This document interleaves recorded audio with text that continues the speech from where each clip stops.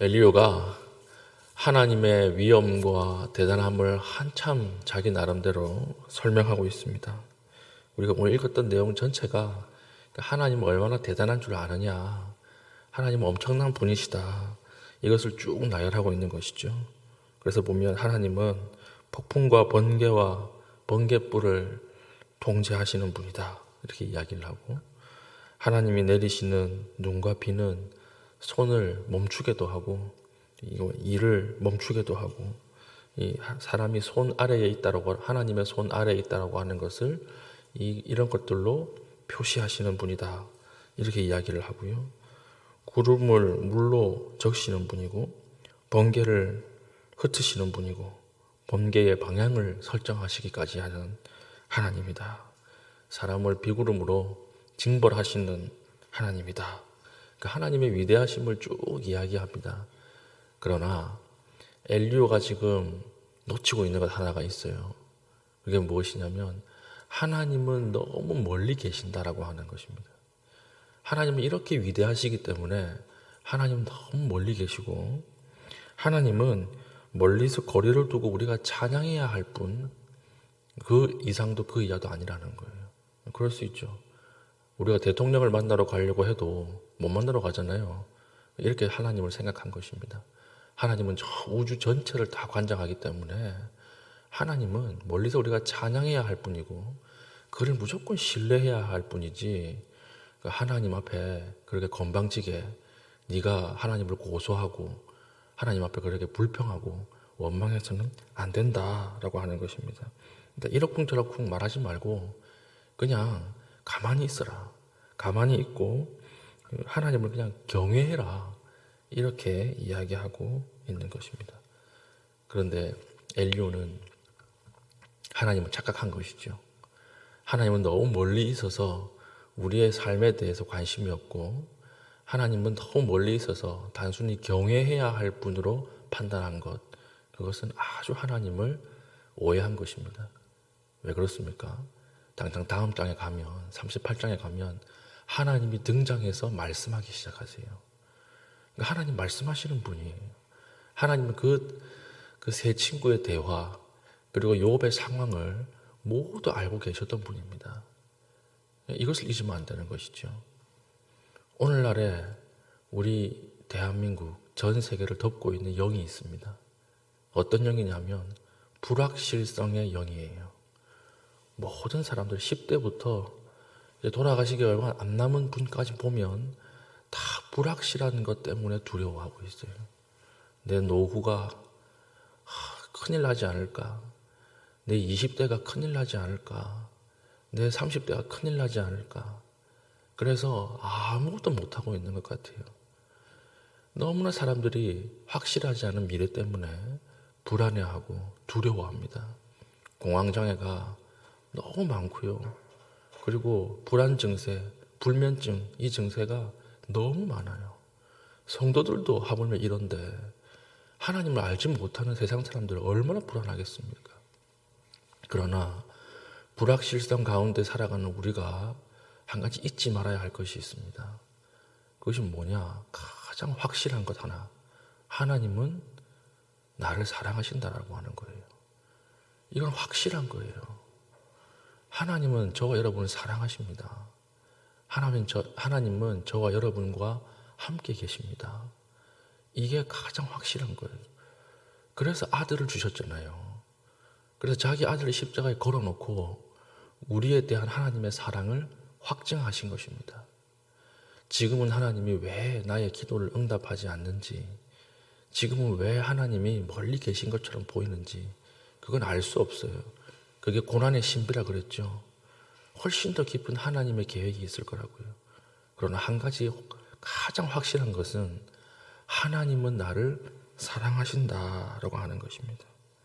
이게 흔들리면 엘리야처럼 우리가 해석할 수 있는 것이죠. 하나님 멀리 계신 분이고 하나님 내가 기도해도 들을 수 없는 분이다.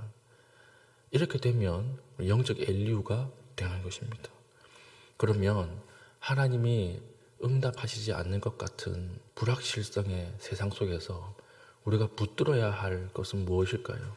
오늘 두 가지를 전하겠습니다. 첫 번째는 하나님이 하신 일을 기억하십시오. 많은 사람들이 새해가 다가오고 한 해를 마무리할 때 또는 고난이 아주 깊어질 때 하나님을 예측하려고 해요.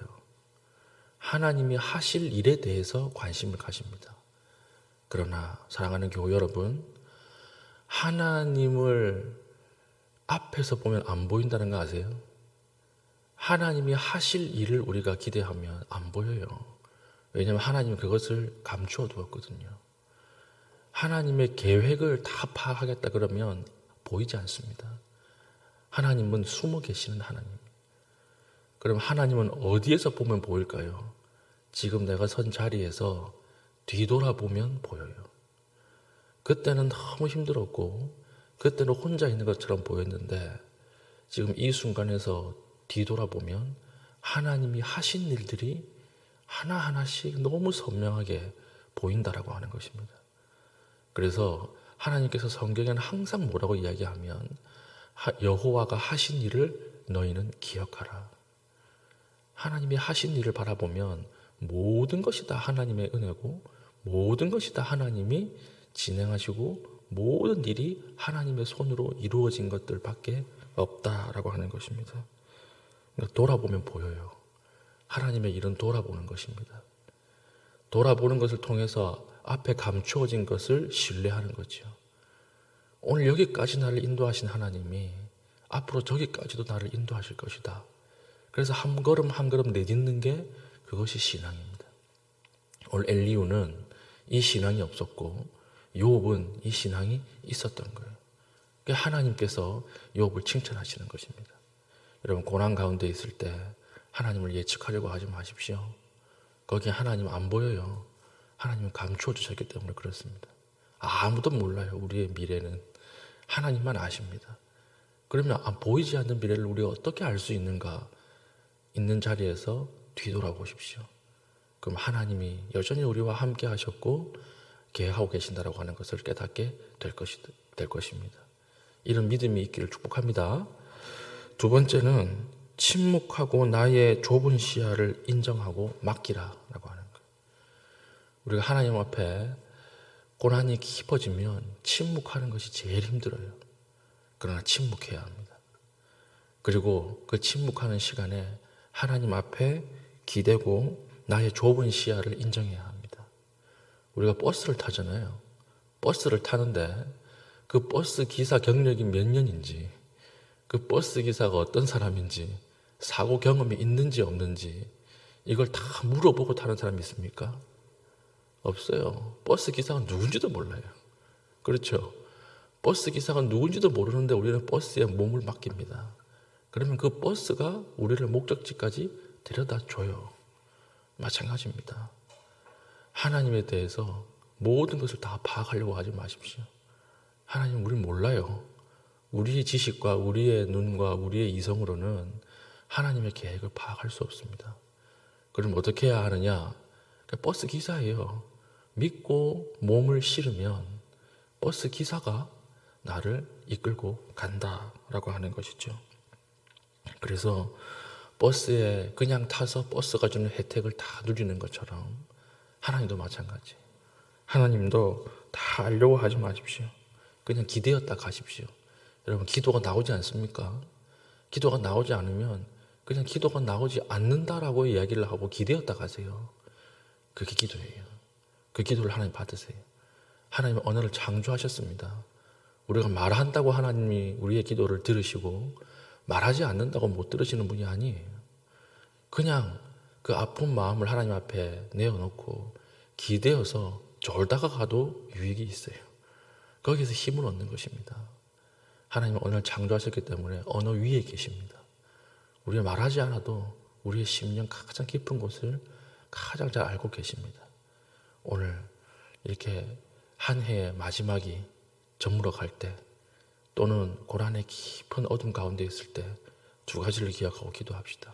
첫 번째는 하나님이 하신 일을 기억하고 두 번째는 나의 시각은 좁다라고 하는 것을 인정하고 하나님 앞에 기대었다가 우리가 갈 수 있는 믿음의 신실한 주의 백성 될 수 있기를 축복합니다. 아멘. 오늘 기도하겠습니다. 오늘 하나님 주신 말씀을 가지고 깊이 기도할 수 있게 하시고 하나님을 신뢰하게 하시고 뒤돌아보면 모든 것이 하나님의 은혜였음을 고백하게 하여 주시옵소서. 기도하신 이후에 개인적인 기도의 제목을 기도하시고 자유롭게 돌아가시겠습니다.